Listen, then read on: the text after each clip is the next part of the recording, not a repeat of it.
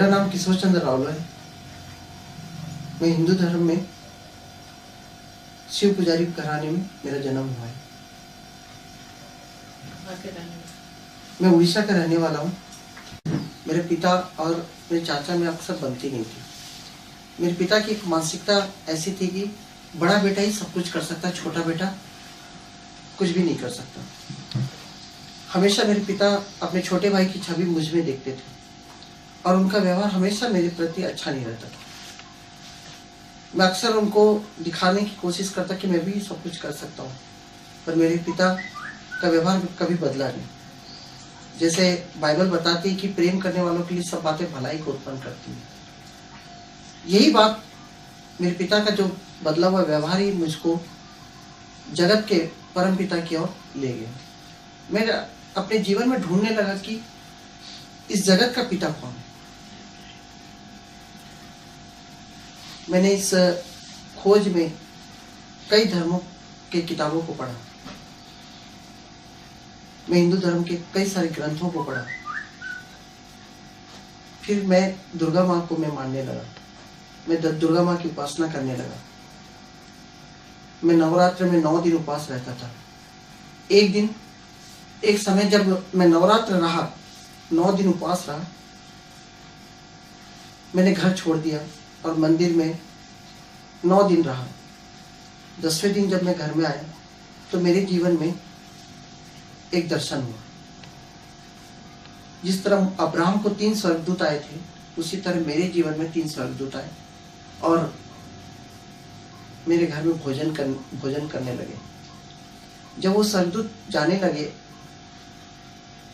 तो मेरे आत्मा से आवाज निकली कि ये इस ग्रह के नहीं है, किसी और ग्रह के हैं, ऐसा मुझको मालूम चला कि आप लोग मेरे जीवन में आए, ऐसे ही चले जाएंगे क्या? तो उनमें से एक स्वर्गदूत ने मुझसे बातें की और कहा कि तेरा जीवन बहुत खराब है। तो मैंने कहा इतना पूजा पाठ किया, कैसे मेरा जीवन खराब हो गया? कैसे मेरा जीवन खराब हो सकता है? तो स्वर्गदूत बोला नहीं, तेरा जीवन खराब है। तो मैंने कहा इस खराब जीवन के लिए कुछ तो दीजिए। तो उन्होंने एक जड़ी बूटी दिया और उन्होंने कहा इसको रख। मैंने रख लिया अपने पास। फिर उन्होंने कहा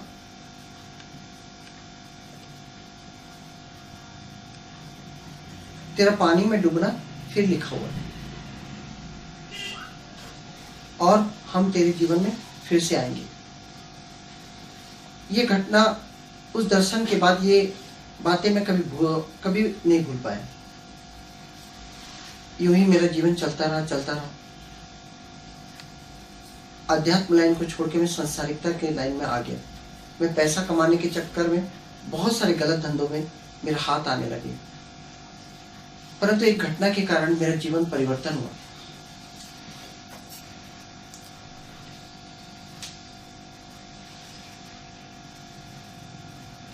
और मैंने डिसाइड लिया कि मैं इन गलत धंधों को छोड़कर एक सही जिंदगी जीऊंगा। जब तक मैं गलत धंधों में था तब तक मुझे कुछ नहीं हुआ, और जैसे ही मैंने गलत धंधों को छोड़कर अच्छी जिंदगी जीने के लिए मैंने कदम बढ़ाया, उसी समय मेरा एक ट्रक दुर्घटना हुआ और मेरी रीढ़ की हड्डी टूट गई और एक ऐसे जीवन में प्रवेश कर गया जो कि विश्वास से परे था। मेरा सिर्फ गर्दन काम करता था और मेरी पूरी शरीर पैरालिसिस हो गई।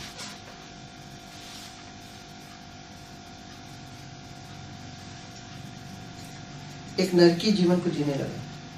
मेरे शरीर में बड़े बड़े घाव हो गए, कीड़े पड़ गए मेरे शरीर में। मुझे हमेशा उल्टा सुलाया जाता था। मैं अपने दोस्तों से अक्सर जहर मांगा करता था कि मुझको दे दो करके। मैं केवल इंतजार करता था कि कब इस दुनिया से मैं जाऊंगा।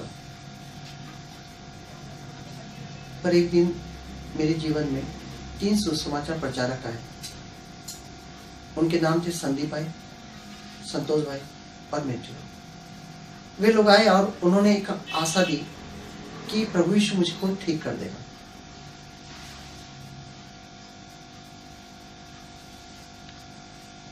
जब वो पहली बार मेरे जीवन में आए तो ऐसे ही बैठे थे और उन्होंने सबसे पहले बाइबल को जब खोला, मत्ती का 17 अध्याय निकला। उस वचन में ऐसा है कि यीशु मसीह पतरस, याकूब और यूहन्ना को लेकर एक पर्वत पे जाते हैं। वहां पर यीशु मसीह का रूपांतरण होता है और उनका मुख सूर्य के समान तेज होता है और उनके वस्त्र एकदम उजला हो जाता है। तो पतरस कहते हैं प्रभु यीशु से, हे प्रभु, मैं यहाँ पर 3 मंडप बनाऊंगा। तब एक आकाशवाणी होती है कि यह मेरा प्रिय पुत्र है, इसकी सुनना। इस वचन को जब निकला तो मुझको ऐसा लगा कि परमेश्वर मुझको कुछ इंगित कर रहा है, मुझको परमेश्वर कुछ कह रहा है कि प्रभु यीशु की सुनना। फिर धीरे धीरे समय बीतता गया। तीनों भाई मेरे जीवन में आते गए, आराधना होती थी, परंतु मुझको कुछ समझ में नहीं आता। बाइबल के वचन में कभी समझ नहीं पाता था। प्रार्थना कैसे करना ये मुझको नहीं मालूम चलता था। परंतु मैं आध्यात्म लाइन में पहले से हिंदू धर्म में बहुत आगे था, तो मैं इन्हें पूछता था, इन्हें क्वेश्चन करता था आत्मा के बारे में, परमात्मा के बारे में। तो ये लोग मेरे को उत्तर नहीं दे पाते थे। तो उनमें से एक संदीप भाटिया करके जो एक प्रचारक था, उन्होंने मेरे को एक उत्तर दिया कि बाइबल से पूछ। उस दिन पहली बार मुझको हंसी आई। मैं बोला कि आप लोग नहीं दे सकते उत्तर, और क्या ये किताब देगी? तो उन्होंने कहा हाँ। तो मुझको कभी विश्वास नहीं हुआ, परंतु कुछ दिन के बाद मेरे जीवन में एक रात को बहुत तकलीफ उठी। रात के 2 बजे मैंने अपने हृदय से देखा कि यहाँ से कुछ सवाल उठ रहे हैं। मैंने उस सवाल को पढ़ा।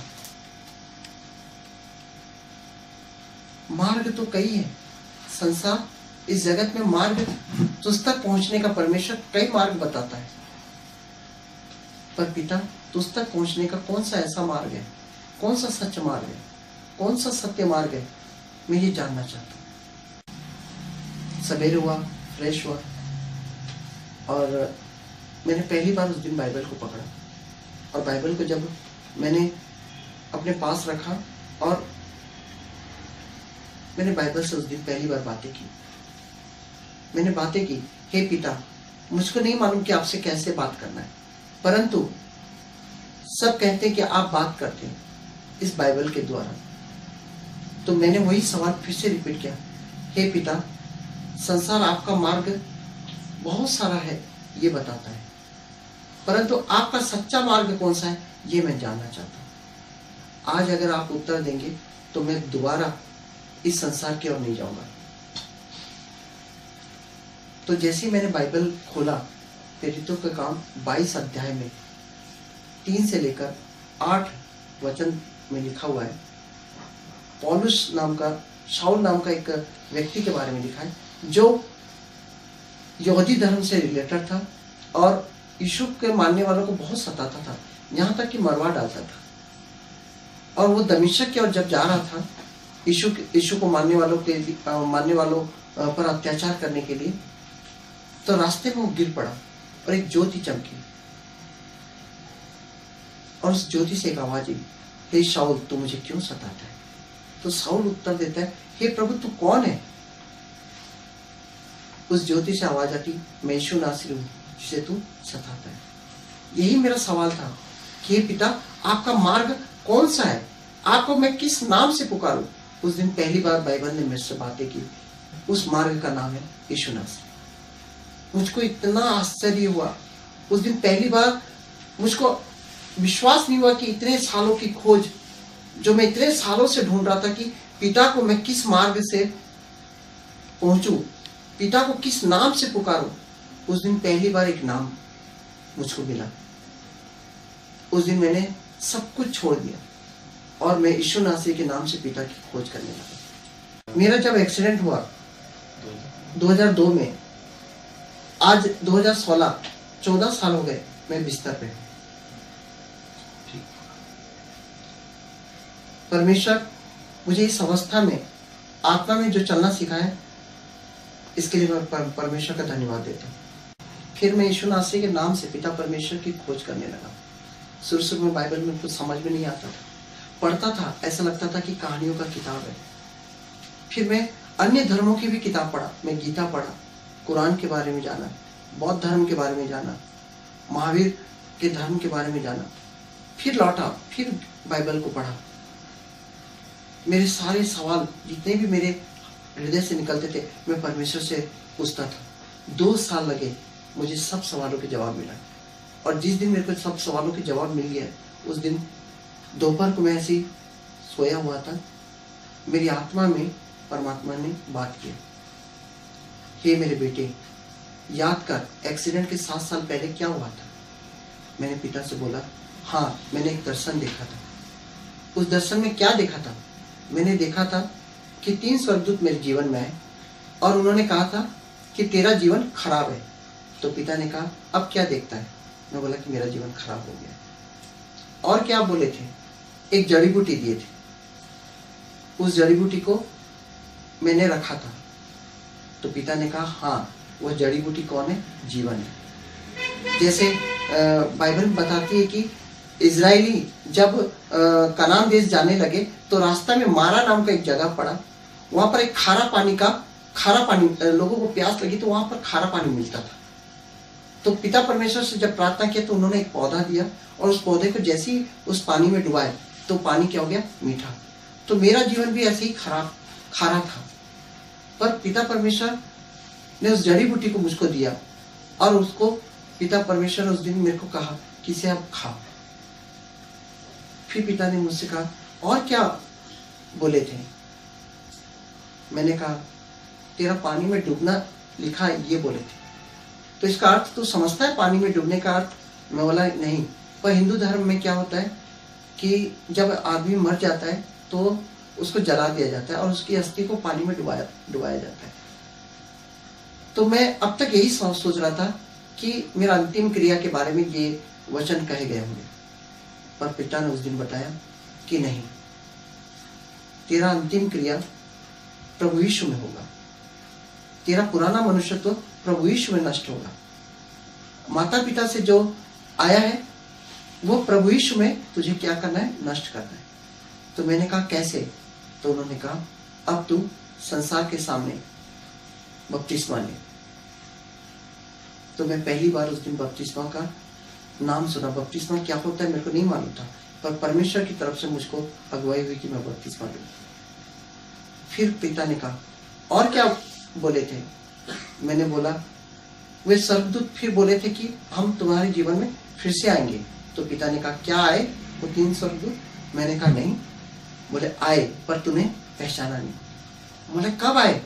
तो पिता ने कहा, जिस दिन 3 सुसमाचार प्रचारक तेरे जीवन में आए थे वही 3 स्वर्गदूत के रूप थे जो प्रभु यीशु का वचन सुनाने के लिए आए थे। तो मैंने उस दिन परमेश्वर से धन्यवाद किया, और दूसरे दिन जब जेकब पास्टर मेरे पास है तो मैंने जेकब पास्टर को कहा कि मैं बपतिस्मा लूंगा और मेरा एक नया जन्म हो। मेरी यात्रा यहाँ पर खत्म नहीं हुई। मैं जब प्रभु यीशु में आया, परेशानी यहाँ पर आई, क्योंकि मैं देखा कि कई डिनोमिनेशन इस जगत में, कई लोग झूठे प्रचारक हैं। मुझे प्रॉब्लम पहले नहीं थी, प्रॉब्लम यीशु मसीह में आने के बाद हुआ। मैंने देखा कि प्रचार बहुत ही गलत तरीके से हो रहा है। फिर मेरा जीवन और दुविधा में आ गया कि मैं करूं तो करूं क्या। तो मैं कई दिनों तक प्रार्थना किया परमेश्वर से, और पवित्र आत्मा से बातें की कि मुझको एक राह दिखा। एक रात को मेरे जीवन में एक घटना घटी। परमात्मा ने मुझको छुआ, और एक वचन के द्वारा, गलातियों 2:20, वो वचन ऐसा है, मैं मसीह के साथ क्रूस पे चढ़ाया गया हूं, अब मैं जीवित नहीं रहा, मसीह मुझ में जीवित है। अब जो शरीर में जीवित हूं उस विश्वास के द्वारा जो परमेश्वर के पुत्र पर है, जिसने मेरे लिए अपने आप को दे दिया। तो पहली बार उस दिन इन वचनों का अर्थ परमेश्वर ने समझाया, और उस दिन परमेश्वर ने मेरे को छुआ, और उसी दिन मेरा जीवन में 2 भाग हो गए। एक पुराना मनुष्यत्व जो क्रूस पे चढ़ गया, और दूसरा नया मनुष्यत्व जो अनंत जीवन का अधिकारी है। परमेश्वर ने कई सालों तक मुझको नई सृष्टि के बारे में ज्ञान दिया। नई सृष्टि की मेरा नया जन्म कैसे हुआ, ये नई सृष्टि क्या है, नई सृष्टि में मेरा अधिकार क्या है, मैं परमेश्वर का कैसे बेटा बना। जब कई सवालों के जवाब परमेश्वर ने दिए, एक समय ऐसा आया कि मैं नई सृष्टि को पूर्णतः ज्ञान प्राप्त हुआ। फिर परमेश्वर ने अगुवाई की कि लोगों को नई सृष्टि के बारे में बताओ। तो मैंने परमेश्वर का धन्यवाद दिया और मैंने नई सृष्टि को बताने के लिए अपना एक स्कूल खोला।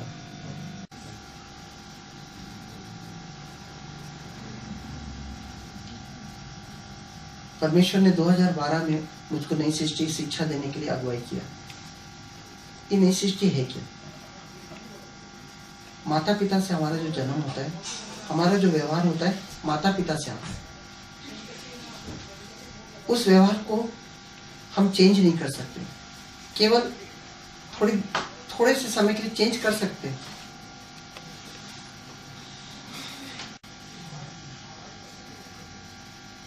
परंतु प्रभु यीशु के द्वारा परमेश्वर ने एक ऐसी व्यवस्था रखी, हमारा पुराना मनुष्यत्व को हम प्रभु यीशु में नष्ट कर देते हैं और एक नया जन्म आत्मा में होता है। यही नई सृष्टि है। जिस वक्त परमेश्वर ने मुझको छुआ तो पुराना मनुष्यत्व और नया मनुष्यत्व दोनों अलग हो गए मेरे जीवन में। जो पुराना मनुष्यत्व अलग हुआ वो क्रूस पर मुझको दिखाई देने लगा और नया मनुष्यत्व मुझे प्रभु यीशु में दिखाई देने लगा। उस दिन से मेरा नया जन्म कैसे हुआ, ये नई सृष्टि क्या हो, कैसी है, इस नई सृष्टि में मेरा अधिकार क्या है, परमेश्वर ने इसका जो ज्ञान दिया था मैंने लोगों तक पहुंचाना शुरू किया। मैं नई सृष्टि की शिक्षा लोगों को देने लगा। नई सृष्टि की शिक्षा जो लेने आते हैं, अभी हमारे संस्था में 16-17 बच्चे आते हैं और फोन के द्वारा भी मैं नई सृष्टि की शिक्षा लोगों तक पहुंचाता हूँ। मेरे जीवन में जब नई सृष्टि की सेवकाई चल रही थी, एक और घटना मेरे जीवन में घटा। मैं जब प्रभु यीशु के लहू के बारे में कुछ फाइल्स बना रहा था तो मेरी पूरी फाइल, कुछ ऐसा हुआ कि पूरी फाइल डिलीट हो गई। और जो फाइल डिलीट हुई वो इतनी थी कि उसका रिकवर करना मेरे लिए मुश्किल था। तो उस रात को 2 बजे मैंने प्रार्थना किया तो परमेश्वर की अगुवाई हुई कि चिंता ना कर, तू नई सृष्टि है, सब कुछ मसीह यीशु में तेरे को दिया गया है। आज से तेरे अंदर अब्राहम के विश्वास को जगा, उस विश्वास के द्वारा सब कुछ संभव हो जाएगा। तो उसी दिन परमेश्वर ने मुझको एक नाम दिया, खुद ही अब्राहम मसीह, खुद में अब्राहम का विश्वास रखने वाला मसीह। उसी दिन से मेरा नाम खुद ही अब्राहम मसीह पड़ गया। इस नई सृष्टि को सीखने के लिए आज हमारे पास 17 जवान आते हैं, फोन से, व्हाट्सएप से, कई और माध्यम से इस नई सृष्टि की शिक्षा लोगों तक मैं पहुंचा रहा हूँ। फिर मैंने लोगों को नई सृष्टि की शिक्षा देना आरंभ किया। परमेश्वर का धन्यवाद देता हूँ कि इस गवाही को मैं आप लोगों के सामने रख सका। इस गवाही के द्वारा परमेश्वर की महिमा हो, यही चाहता हूँ। हालेलुया, आमीन।